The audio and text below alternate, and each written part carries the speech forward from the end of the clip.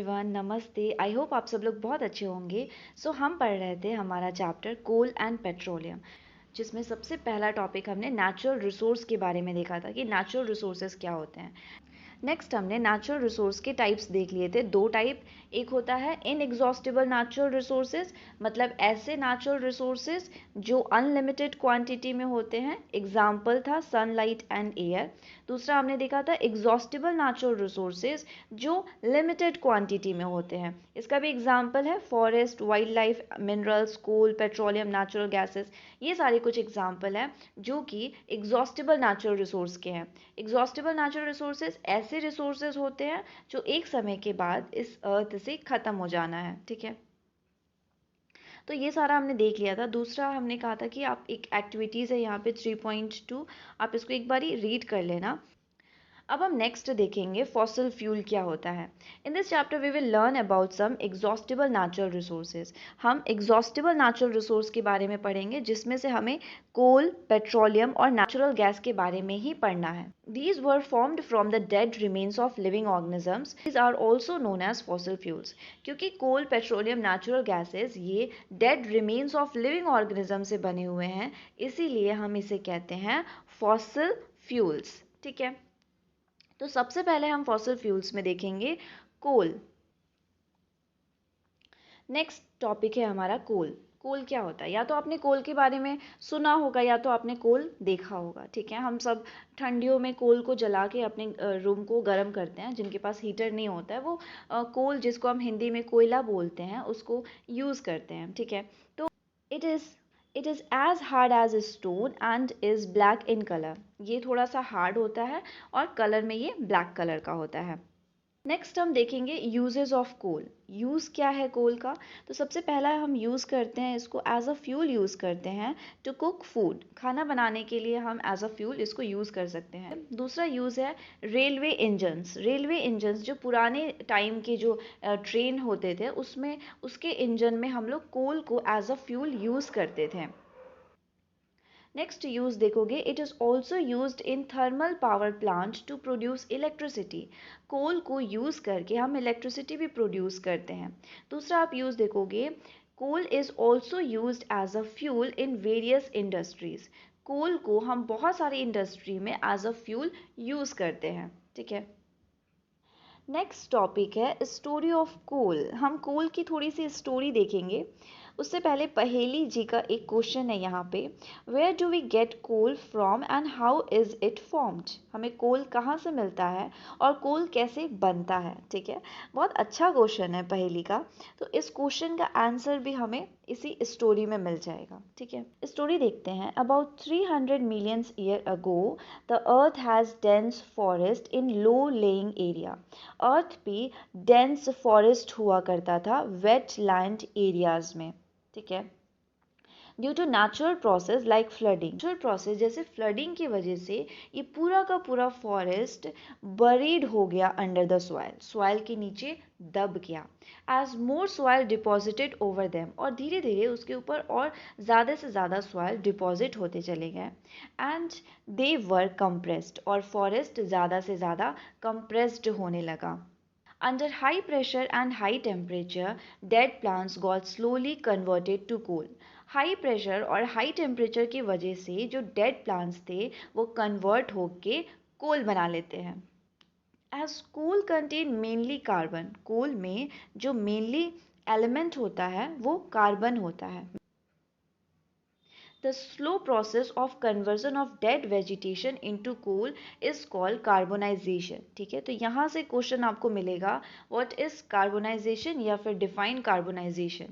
तो आप ये इसको आप यहाँ से लिखोगे, the slow process of conversion of vegetation into coal is called carbonization।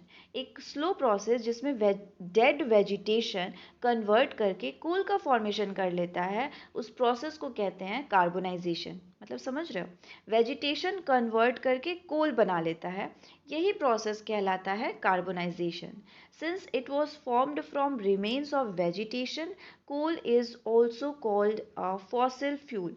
Coal vegetation के रिमेन्स से बना हुआ है, इसीलिए हम इसे फॉसिल फ्यूल्स भी कहते हैं। A coal mine is shown in figure 3.2। हम यहाँ पे कोल माइन देख लेते हैं। कोल माइन कुछ नहीं होता है। बेसिकली कोल माइन एक माइन है जहाँ पे आपको बहुत लार्ज अमाउंट में कोल मिलेगा, आप वहाँ से कोल निकाल सकते हो।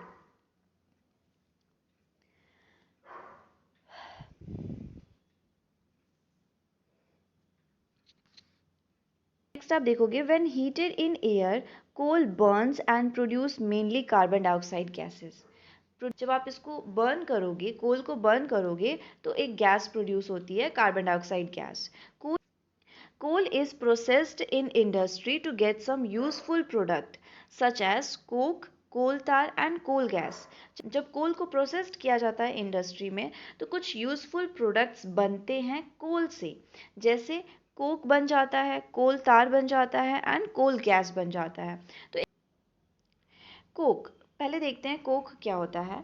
It is tough porous and black substances. ये थोड़ा सा टफ पोरस मतलब अंदर छोटे छोटे पोर्स होते हैं और ये ब्लैक कलर का सब्सटेंस होता है।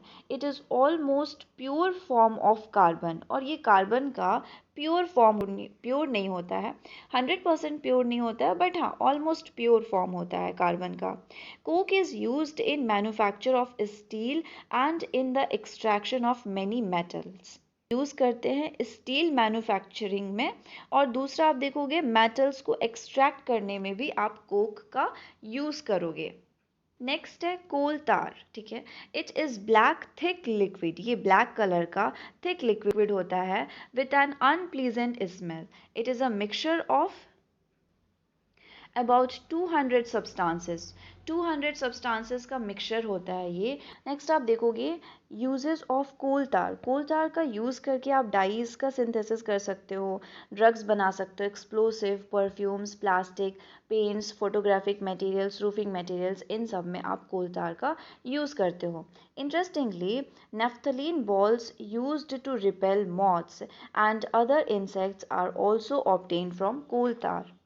जो हम अपने घरों में रखते हैं ना, नफ्थलीन बॉल्स, जो वाइट कलर का बॉल होता है, हम लोग अपने अलमीरा वगैरह में भी रखते हैं ताकि उसमें कोई इंसेक्ट या फिर कीड़े वगैरह जो मॉथ्स होते हैं कपड़े में आ जाते हैं वो सब ना लगे।